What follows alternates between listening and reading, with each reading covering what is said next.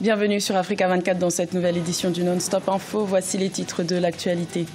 Commémoration de la 53e édition de la fête de la jeunesse au Cameroun. Une célébration marquée par l'annonce de plusieurs mesures phares, dont la création de 500 000 emplois en 2019. La zone de libre-échange continentale devrait bientôt entrer en vigueur, selon l'Union africaine. Nous reviendrons sur les nombreux avantages que le lancement de la ZLEC accorderait au continent africain. Et les travaux de construction du 4e pont d'Abidjan affectent plus de 14 000 ménages ivoiriens. L'inquiétude se fait sentir parmi les populations des quartiers touchés, malgré une enveloppe de 30 milliards de francs CFA prévue pour les indemniser. Le Cameroun a commémoré ce lundi 11 février la 53e édition de la Fête nationale de la jeunesse. Des festivités importantes puisque la moitié de la population camerounaise a moins de 18 ans. Pour l'occasion, le président Paul Biya a annoncé plusieurs mesures phares pour 2019, dont la création de 500 000 emplois. Reportage de notre correspondante Viviane Boken. Au boulevard du 20 mai ce 11 février 2019, les jeunes lycéens, collégiens et universitaires se sont déployés avec assurance. Porteurs de messages fort significatifs, ils ont réaffirmé au gouvernement leur volonté de participer à la construction d'un pays fort et uni. Déjà, la 53e édition nous interpelle fortement vu que le thème parle de la construction d'un Cameroun en paix, stable et émergent. Donc, cette jeunesse qui a défilé aujourd'hui de façon solennelle, voilà, a bel et bien prouvé que nous sommes prêts à aller dans la vision du chef de l'État et à bien sûr construire notre Cameroun en toute quiétude et en toute paix. Et pour traduire l'intérêt que le Cameroun accorde à sa jeunesse, le chef de l'État, Paul Biya, a annoncé des mesures importantes pour l'amélioration des conditions d'accès à la formation professionnelle pour chaque jeune. Parmi ces mesures, la création de 500 000 emplois en 2019 et la densification de l'offre de formation dans les nouveaux centres créés. Nous avons beaucoup d'universitaires diplômés qui ne travaillent pas. Ils ne travaillent pas parce qu'ils n'ont pas de métier. N'ayant pas de métier, c'est difficile d'avoir de l'emploi. C'est pour ça que le changement de paradigme est indispensable, que ceux qui ont déjà fini leur formation mais qui n'ont pas d'emploi acceptent de se remettre en cause, n'est-ce pas, pour apprendre un métier. Et nous allons le faire naturellement sur l'ensemble du territoire, dès lors que la loi de 2018 nous en donne la compétence. Avec pour thème jeunesse, grande opportunité et participation à la construction d'un Cameroun en paix stable et émergent, le défilé de ce 11 février 2019 a clôturé 11 jours d'activité avec au centre des festivités des débats sur les grands sujets économiques, politiques et socioculturels de l'heure. Adoptée en 2015, la zone de libre-échange continentale pourrait entrer en vigueur en 2019. La création d'un marché unique de plus de 1,2 milliard de consommateurs est sur le point d'être lancée, d'après les dernières informations données lors du 32e sommet de l'Union africaine qui s'est clôturé ce 11 février. Retour sur les avantages que représente la ZLEC avec Ange Noménio.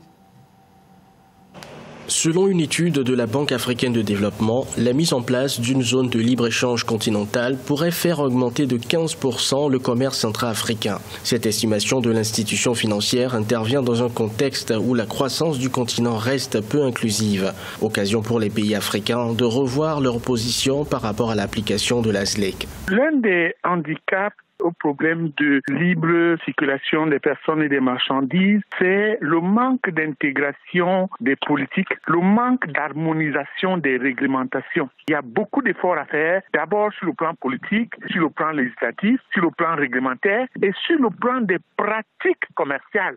Selon certains spécialistes, la mise en place d'une zone de libre-échange continentale pourrait faire générer un gain de 2,8 milliards de dollars à l'Afrique, au cas où les pays africains décident d'aller plus loin et d'appliquer l'accord de facilitation des échanges de l'Organisation mondiale du commerce. C'est un gain total d'environ 100 milliards de dollars qui pourrait être généré. Pour moi, le libre-échange est un levier très important pour les PME africaines. Sans libre-échange, à court terme, les PME ne peuvent pas efficacement se mouvoir. Alors, les petites et moyennes entreprises, maintenant, auront un marché de proximité, mais aussi un marché plus accessible au niveau de l'infrastructure qualité. Selon l'Union africaine, 22 ratifications sont nécessaires pour que la ZLEC entre en vigueur. Le projet vise à regrouper au total 55 États dans une zone de libre-échange. La 11e édition de la journée de la création d'entreprises organisée par l'association Maroc Entrepreneur s'est tenue le 9 février à Paris, en France. Un événement annuel qui mettait l'accent sur la collaboration entre l'Europe, la Méditerranée et l'Afrique dans le cadre de partenariats gagnant-gagnant. Retour sur cet événement avec Clément Guedes et Vina Nodin. Networking, masterclass, conférences, remise de prix. L'association Maroc Entrepreneur a organisé la 11e édition de la journée de la création d'entreprises ce 9 février à Paris. Un événement annuel qui se veut l'emblème du partenariat économique entre l'Europe, la Méditerranée et l'Afrique. De nombreux entrepreneurs et porteurs de projets ont répondu présents. Je suis le fondateur de la start-up Handy Catch, Handy comme pratique et Catch comme attraper. C'est une plateforme de smart recrutement basée sur la vidéo et la géolocalisation. Et nous sommes très intéressés par le marché marocain et éventuellement le marché africain.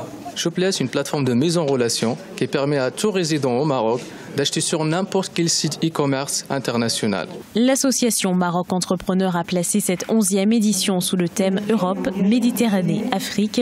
Quel partenariat d'avenir pour ce projet commun? Avec plus de 12 000 membres et 30 entités partenaires, l'association Maroc Entrepreneur se donne pour ambition d'être porteuse des tendances entrepreneuriales. La journée de la création d'entreprises a toujours été le lieu de rencontre d'entrepreneurs, d'investisseurs, de nos porteurs de projets du concours Tremplin Maroc, mais aussi d'acteurs du Maroc, d'acteurs du monde entrepreneurial. Maroc Entrepreneur a également célébré le 11e anniversaire de son concours phare labellisé Tremplin Maroc le 9 février 2019. Un concours qui a pour objectif de stimuler l'envie d'entreprendre. Depuis sa création en 2007, Maroc Entrepreneur a pu accompagner 70 projets, dont la création de 14 entreprises. 11 milliards de dollars, c'est l'augmentation de capital annoncée par la Banque africaine de développement en 2019. Il s'agit de la 7e opération de ce genre. La dernière augmentation avait été effectuée en 2010.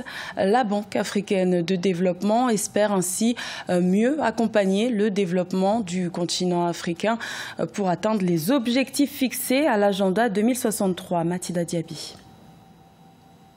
En 2019, la Banque africaine de développement souhaite augmenter son capital de 11 milliards de dollars. Cette mesure devrait permettre à l'institution panafricaine de mieux répondre aux besoins de financement du continent afin de mieux accompagner son développement économique et social.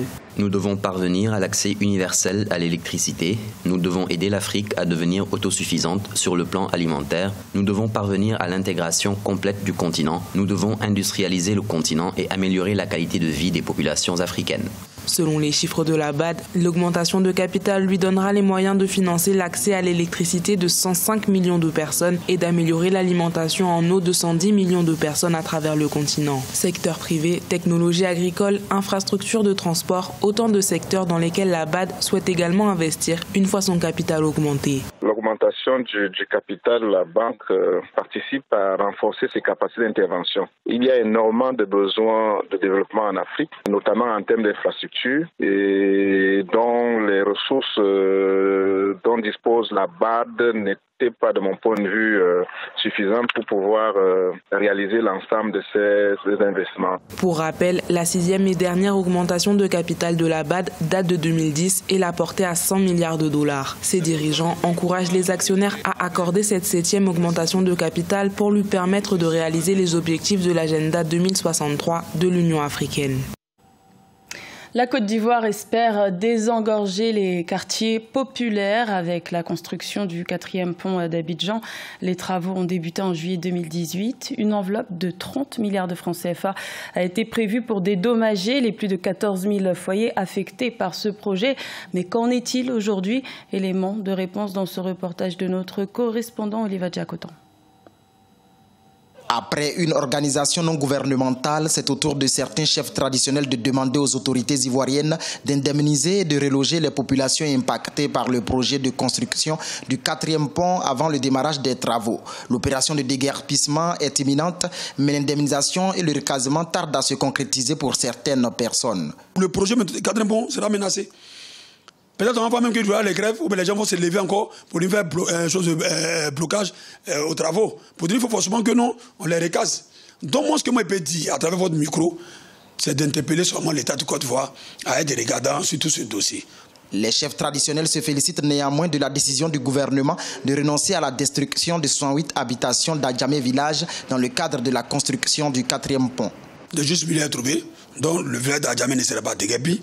Le village d'Adjamé va rester où depuis Belle-Luette, le village d'Adjamé est, mais seulement c'est le pont qui sera tout juste décalé. Je suis ravi et je suis tellement content parce que nous, en tant que chefs traditionnels, qu'est-ce qu'on recherche à la fin? C'est la paix, la cohésion sociale et la réconciliation. D'un coût global de 109 milliards de francs CFA, le lancement des travaux de construction du 4e pont a été effectué en juillet 2018. Cette infrastructure traversera les communes de Yopougon, d'Atekoubé et d'Adjamé. C'était le journal de la rédaction. Merci de l'avoir suivi. L'information continue sur Africa 24.